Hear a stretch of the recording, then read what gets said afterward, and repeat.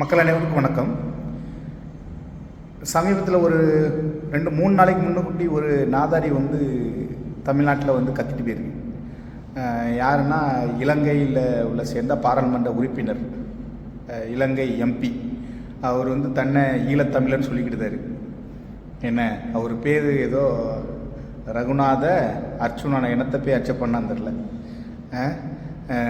தான் சொந்த நாட்டு மக்களே துப்பாக்கி எடுத்து சுடுற அங்கே உள்ள எம்பி பார்த்துக்குங்க.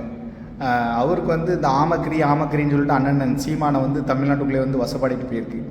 சீமான அண்ணன் பிரபாரன் அண்ணன் எப்படி வளர்ந்துருப்பாங்கன்னு உங்களுக்கே தெரியும். அதனால் எங்களையும் அண்ணன் சீமானால தான் வளர்த்துருக்காரு. அதனால் அவனை தப்பிக்க விட்டாச்சு, பொழைச்சி போன்னு விட்டாச்சு. இல்லாட்டன்னா